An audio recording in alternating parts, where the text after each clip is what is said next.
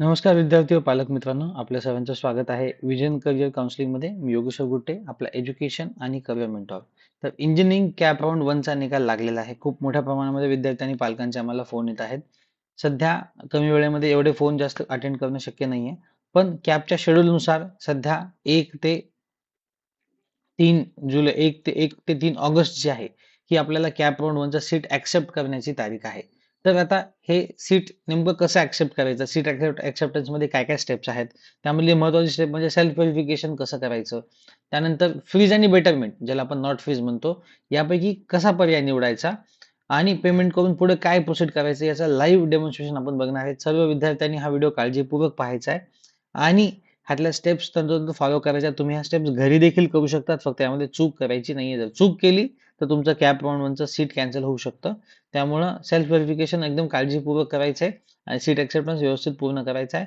सोपं आहे, फक्त व्यवस्थित बघायचं आणि व्यवस्थित करायचं आहे. चला आपण एक लाईव्ह डेमो बघूया याचा.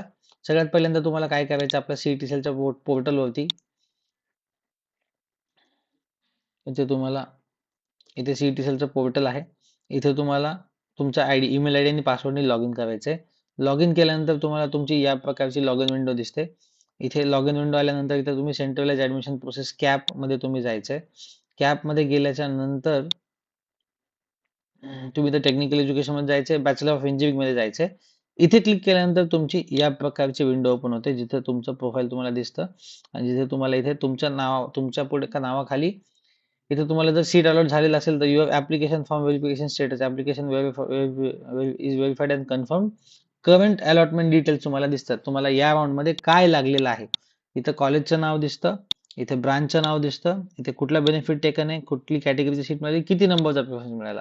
खाली काय सांगितलंय बघा, the candidate SC ST VJD सगळ्या कॅटेगरीचे नाव आहेत. Who submitted receipt of their caste of travel validity certificate of non criminal certificate of yell physical document verification confirmation period should upload and verify their caste certificate non-criminal at the physical scrutiny center of e-scrutiny and submit original certificate to the admission institute on or before the fourth round last date of reporting. Otherwise, these admission candidates will be automatically cancelled and shall be considered as open category for the next institute level, provided that candidate with full eligibility criteria for open category. म्हणजे जर तुम्ही आता पावत्या दिल्या असतील तर तुम्ही आता कॉलेजच्या म्हणजे तुम्ही FC सेंटरला जाऊन तुमची कॅटेगरी सर्टिफिकेट अपडेट करू शकता किंवा आपल्या लॉग इन मध्ये आपण क्वेरी टाकून आपलं पावती म्हणजे डॉक्युमेंट आला असेल तर बदलू शकतो. आता एक लक्षात घ्यायचं सगळ्यात पहिल्यांदा, आता ही ऑनलाईन रिपोर्टिंग आहे. इथे बघा 36 नंबर, जर 1 नंबरचा ऑप्शन लागला असेल तरच तुम्हाला कॉलेजला जाणं गरजेचं आहे. जर तुम्हाला 1 सोडून पुढचा कुठल्या नंबरचा ऑप्शन लागला असेल, तुम्ही लॉग इन मध्ये ही सांगितलेली प्रोसिजर करून पुढच्या राऊंडला जाऊ शकता. ओके, आता आपण बघूयात पुढच्या राऊंडला कसं जायचंय. इथे बघा 4 स्टेप्स महत्वाच्या दिलेल्या आहेत. पहिलं म्हणजे स्टेप 1 सेल्फ व्हेरिफिकेशन स्टेटस, दुसरं आहे चूज सीट ऍक्सेप्टन्स, त्यानंतर पे सीट ऍक्सेप्टन्स फीस आणि त्यानंतर कन्फर्म सीट ऍक्सेप्टन्स लेटर. सगळ्यात पहिल्यांदा candidate shall ensure the claim related to qualifying marks, category, gender, reservation, specialization made by himself in the application form are correct and the relevant documents are uploaded to the substantiate claim and authentic and correct. तुम्ही बघा, तुम्ही form भरताना सगळं verify केलेलं, सगळं व्यवस्थित टाकलेलं आहे, तरी देखील तुम्हाला अजून एकदा सेल्फ व्हेरिफिकेशनची चान्स आहे की तुमच्या फॉर्म मध्ये जर तरी चूक आढळली असेल तुम्ही इथे दुरुस्त करू शकता. इथे मी पहिली स्टेप्स तुम्हाला पूर्ण करून दाखवतोय. ते बघा कॅन्डिडेटचे डिटेल्स आले सगळ्यात पहिल्यांदा.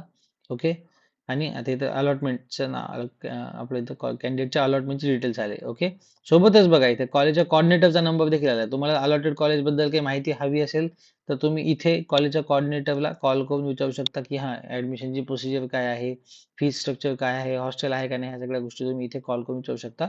चला आपण पुढे आता सगळ्यात पहिल्यांदा सीट ऍक्सेप्ट करायला जायचा पहिला टप्पा आहे सेल्फ व्हेरिफिकेशनचा. ओके, सेल्फ व्हेरिफिकेशन मध्ये बघा इथे कॅन्डिडेटचे डिटेल्स आलेले आहेत तुमचे. तर तुमचं जेंडर बरोबर असेल, ऑलमोस्ट फॉर्म भरताना बरोबरच टाकलेलं आहे. तुमचं कॅन्डिडेट कॅटेगरी टाईप बरोबरच टाकलेलं आहे. त्यानंतर इथे बघा कॅन्डिडेटचं कॅटेगरी बरोबर आहे का, येस, तर इथं बरोबरच निवडायचंय.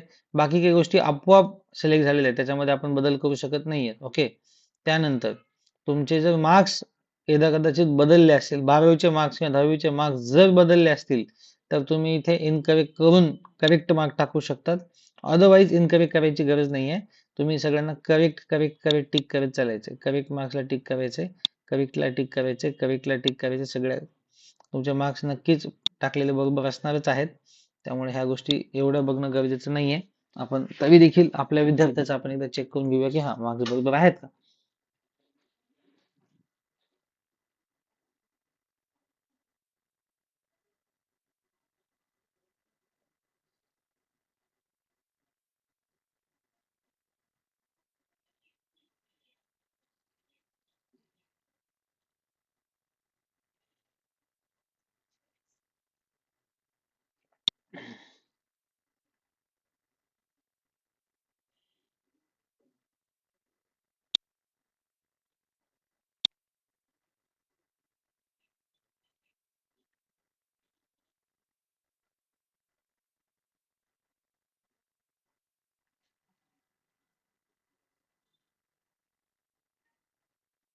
त्यानंतर बघा आपण जे डॉक्युमेंट अपलोड केलेले आहेत ते सगळे बरोबर आहेत का हे इथे तुम्ही चेक करून घ्यायचे.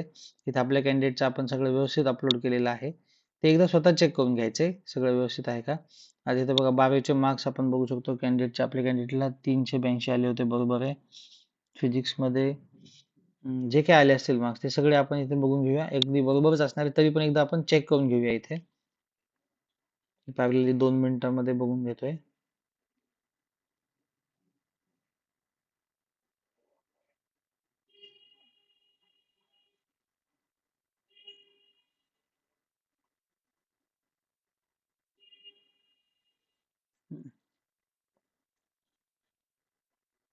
फिजिक्समध्ये 56, केमिस्ट्रीमध्ये 54, मॅथ्समध्ये 48 आणि इंग्लिशमध्ये 75. ओके बाकी मार्क्स तर बरोबर आहेत काही चूक झाली नाहीये.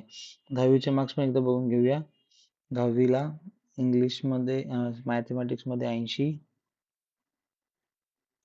सायन्समध्ये 72 आणि इंग्लिशमध्ये 88. एकदम बरोबर आहेत मार्क्स चुकलेले नाहीयेत. आणि डॉक्युमेंट पण बघा सगळे बरोबरच असणार आहेत तुम्हाला फक्त एकदा नक्की काही चूक झाली नाही का बघून याला सेल्फ व्हेरिफिकेशन करून अपलोडला टाकायचे सगळं बरोबरच आहे आपल्या कॅन्डिडेटचं. ओके इथे मी सेवानी प्रोसीड करतोय.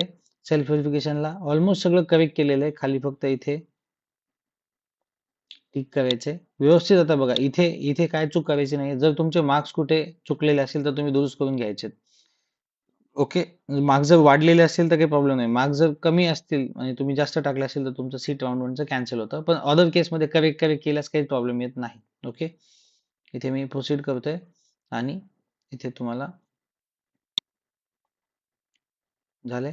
आता इथे बघा काळजीपूर्वक बघा बेटरमेंट म्हणजे नॉट फ्रीज आणि खाली फ्रीज नावाचा पर्याय दिलेला आहे.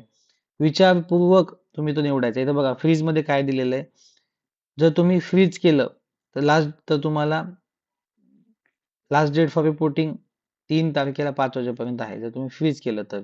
जर तुम्ही बेटरमेंट केलं तर फक्त तुम्हाला सीट ऍक्सेप्ट करायचं वेळ 3 तारखेला 3 वाजेपर्यंत आहे. सध्या काय करायचं सगळ्यांनी 1 तारखेला सीट आज 1 ऑगस्ट आहे 1 तारखेलाच सीट ऍक्सेप्ट करायचं आहे जास्त वेळ घ्यायचा नाहीये. ओके त्याच्यामध्ये काही निर्णय घ्यायची गरज नाहीये. तुम्ही बेटरमेंट निवडून पुढच्या राऊंडला ऑप्शन फॉर्म न भरायचा निर्णय देखील घेऊ शकता. सध्या मी इथे बेटरमेंट निवडते माझ्या विद्यार्थ्यासाठी. ओके बेटरमेंट निवडल्यानंतर आपल्याला ओटीपी फोनवरती पाठवला जातो. ओटीपी तुम्हाला फोनवरती येतो तर तो ओटीपी तुम्ही सांगणं गरजेचं आहे.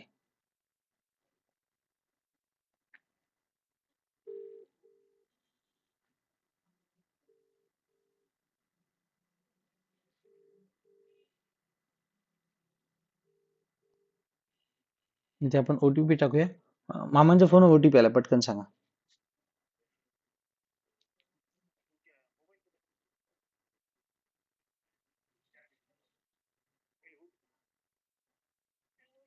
हा बाळा ओटीपी सांग ना बाळा.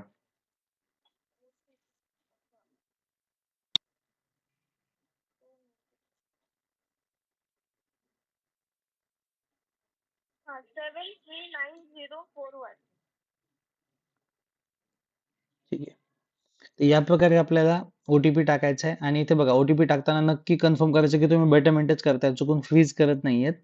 अशा प्रकारे तुम्हाला इथे क्लिक करायचे काळजीपूर्वक आणि तुमचा फॉर्म एकदा बेटरमेंट टाकलं की नंतर ते बदलता येत नाही. इथे बघा बेटरमेंट आपण निवडलेलं आहे.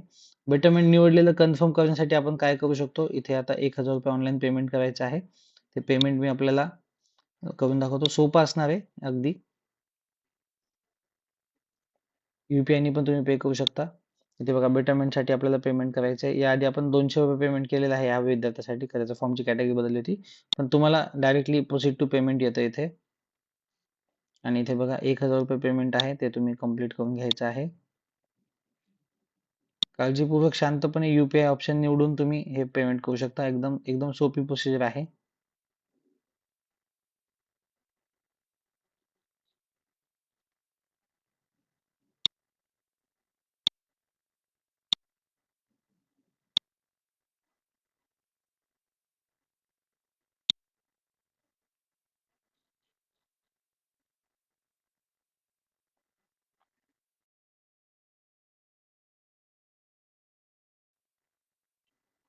इथे बघा QR कोड तुम्हाला येतो आणि तो QR कोड स्कॅन करून आपण पेमेंट करू शकतो.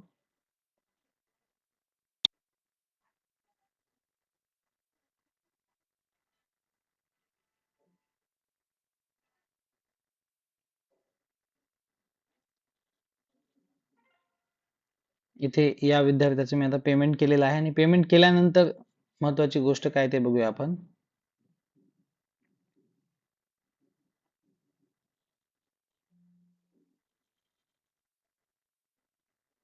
इथे आपल्याला प्रिंट सीट ऍक्सेप्टन्स फॉर्म येतो. ओके, कॅप राऊंड 1 चा सीट ऍक्सेप्टन्स फॉर्म. इथे पूर्ण माहिती येते आपल्या कॅन्डिडेटची, त्यानंतर मिळालेल्या कॉलेजची, आपण त्या कॉलेजच्या इव्हन कॉर्डिनेटरचा नंबर, बेटरमेंट केलेला आहे त्यासाठी ₹1000 पे केलेले आहेत, याची प्रॉपर प्रिंट येते. तो सीट ऍक्सेप्टन्स फॉर्म तुम्ही प्रिंट करून त्या विद्यार्थ्याच्या फोल्डरला आपण आपल्याकडे डाउनलोड करून ठेवायचा. आपण त्या विद्यार्थ्याच्या फोल्डरला आपण तो जनरली ठेवतो. सीट ऍक्सेप्टन्स फॉर्म आहे सिम्पली, तो तुम्ही सेव्ह करून ठेवू शकता.